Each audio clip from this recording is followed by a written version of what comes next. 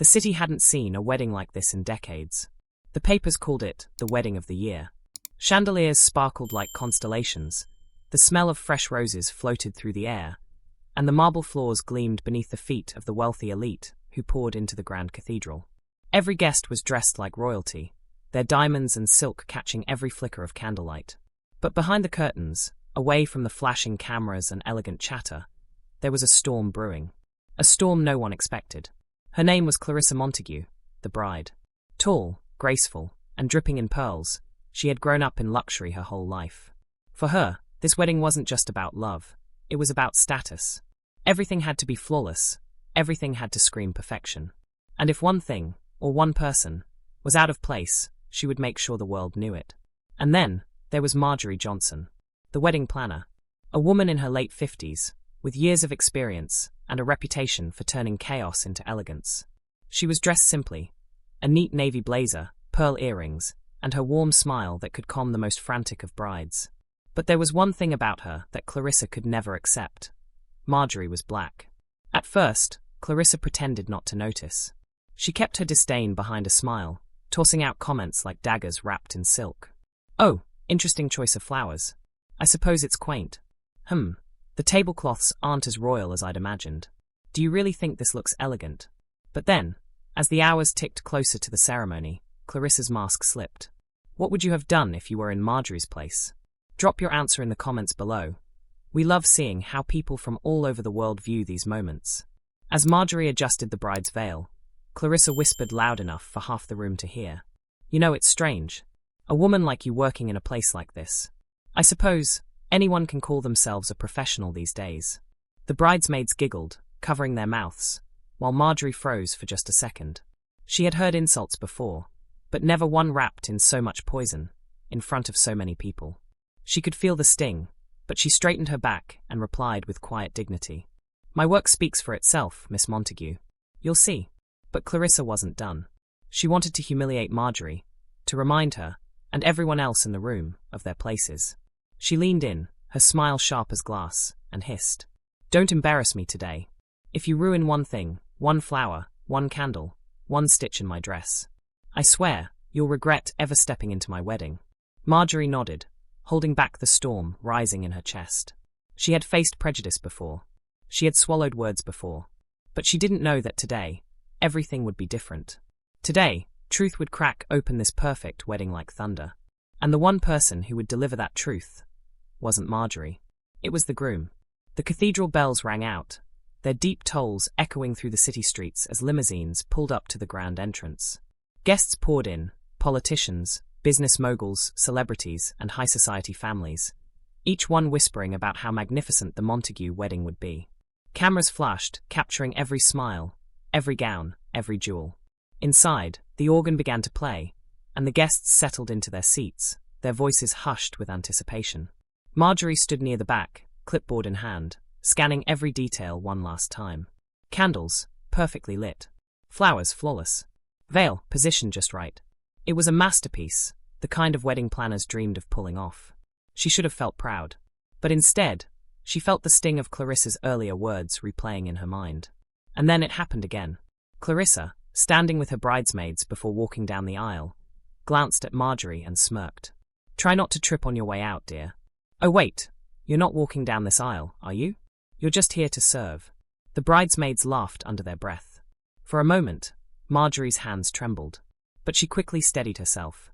She couldn't let this ruin the day, not for the guests, not for the groom, not even for Clarissa. She forced herself to breathe. The doors opened. The bridal march began. Clarissa strutted down the aisle in her gown, a vision of elegance to everyone watching. The guests gasped, dazzled by the pearls, the lace, the long flowing train. All they saw was a princess. But Marjorie? She saw the sneer behind the veil. She saw the arrogance hidden behind every step.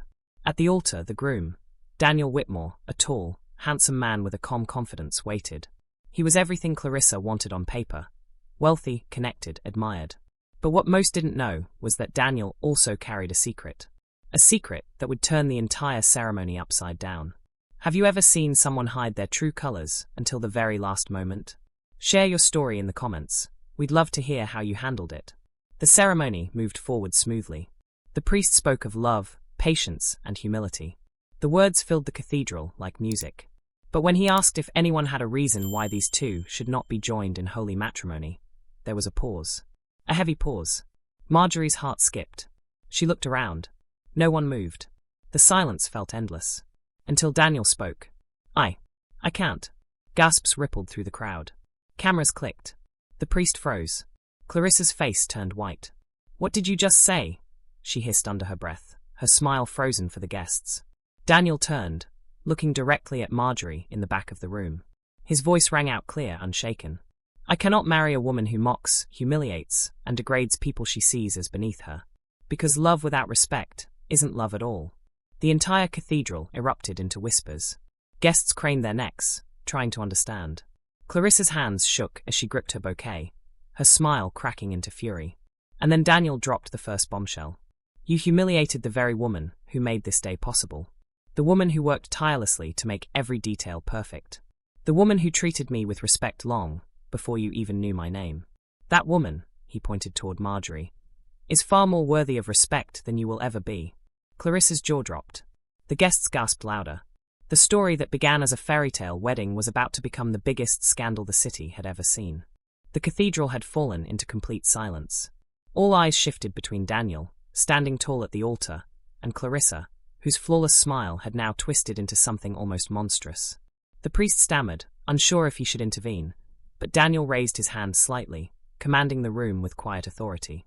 I didn't want to do this here, Daniel said, his voice calm yet filled with weight. But perhaps this is the only place the truth can be seen for what it is. He stepped forward, no longer looking at Clarissa, but directly at the crowd. You see, my family may have money. My name may open doors. But I know where real dignity comes from. My late mother used to tell me, character is who you are when the lights are off and no one is watching. His gaze turned sharply toward Clarissa. And Clarissa, when the lights were off, when you thought no one was watching, you mocked, belittled, and laughed at a woman who deserved nothing but kindness. Clarissa's voice cracked as she tried to keep control. You're humiliating me in front of everyone. She's just the planner. Why are you making this about her? But Daniel's lips curved into the faintest smile. No, Clarissa. She's not just the planner. Gasps echoed again. Marjorie, standing in the back, felt her knees weaken. What was he saying? She is the co-owner of this very cathedral. She is the benefactor behind half the scholarships that built my company's workforce. She is the silent donor that this city has praised for years, without even knowing her name. And the truth is, he paused, letting the silence weigh on every single guest. Marjorie is the woman I came here to honor today. Not you. The room shook with whispers. Some jaws dropped. Others covered their mouths. Clarissa stumbled backward, her bouquet slipping from her hands. That's not possible, she sputtered. She's just a black woman? Daniel cut in sharply. His tone silenced her instantly. Yes, Clarissa. She is a black woman. A working woman. A woman who rose from hardship and still chose to give back to her community. And you, in your arrogance, saw her as nothing more than someone to order around. Marjorie stood frozen, tears forming in her eyes. She had never wanted recognition. She had never asked for acknowledgement. But now, under the grand arches of the cathedral, her truth had been laid bare. Would you have revealed the truth in Daniel's place, or stayed silent to avoid the scandal? Let us know in the comments. We read every single one. Clarissa's face turned red, her mask of confidence shattering. She lashed out, her voice shrill and cracking. You're making a fool of yourself, Daniel. Do you really think they'll believe that this woman is worth more than me? But she had already lost them. The crowd wasn't looking at her anymore. Their eyes were on Marjorie, humble, stunned, yet radiating a quiet strength no gown or diamond could replicate. Daniel turned back to Clarissa, his decision final. I won't marry a woman who confuses wealth with worth. And I won't stand beside someone who believes cruelty is strength. This wedding is over. The crowd erupted. Guests whispered, reporters scribbled notes, cameras flashed like lightning. Clarissa screamed in rage, tearing off her veil and storming down the aisle, her heels echoing angrily against the marble floor. And in her furious exit, the story of a wedding had become the story of a lifetime. The cathedral was buzzing with whispers, but amid the chaos, Daniel walked calmly down the aisle. Not after Clarissa, but toward Marjorie. Marjorie's hands trembled as she clutched her planner's folder tightly against her chest. She had always been in the shadows, never the center of a spectacle like this. Marjorie, Daniel said gently, I know you never wanted attention. But today, the world deserves to know who you really are. Marjorie shook her head slightly, her voice barely a whisper. I didn't do any of this to be seen. I did it because I know what it feels like to be invisible. To work hard, give everything you have, and still be dismissed. Her words hit the audience like thunder in the silence. Elderly guests nodded, younger ones exchanged thoughtful glances. Even the priest looked humbled, as if he was learning a sermon of his own. Daniel smiled softly. And that humility is exactly why you deserve it more than anyone. You've touched lives, changed futures, and built legacies. And today, no one will laugh at you again. If you believe true respect comes from character, not money, drop a red heart in the comments. Let's see how many of us stand with Marjorie. Suddenly, applause erupted. One by one, people stood up from the pews. Guests who had once whispered about her outfit now clapped. Some even had tears in their eyes. Marjorie's face flushed with emotion. She looked around, her world spinning. Never had she imagined she would receive such honor. But Daniel wasn't finished. I want everyone to know, he said, addressing the entire cathedral, that Marjorie will remain part of my life. Not as an assistant, not as a planner, but as a partner in every decision I make. Because the measure of a person isn't in the wealth they flaunt, but in the goodness they give. Gasps turned to cheers. Even the reporters who had prepared to cover a grand society wedding now scribbled furiously, realizing they had stumbled upon a far bigger story. The wedding that never was, the woman who changed it all. Meanwhile, Clarissa's angry screams echoed faintly outside the cathedral. Her designer heels clattered against the pavement, but no one followed. The spotlight she craved had been snatched from her hands and replaced with something stronger, the quiet dignity of the woman she mocked. Inside, Marjorie finally spoke again, her voice trembling but steady. I'm not perfect. I've made mistakes. But I always believed respect is earned by how you treat people, especially those who can give you nothing in return. The audience fell into reflective silence. Many bowed their heads, realizing how often they too had judged unfairly. Daniel gently took Marjorie's hand and raised it slightly. Then today, he said firmly, let us honor the one who gave without asking, who served without demanding, and who stood tall even when mocked. To Marjorie, the entire cathedral erupted into a standing ovation. Applause thundered, echoing against the stained glass windows.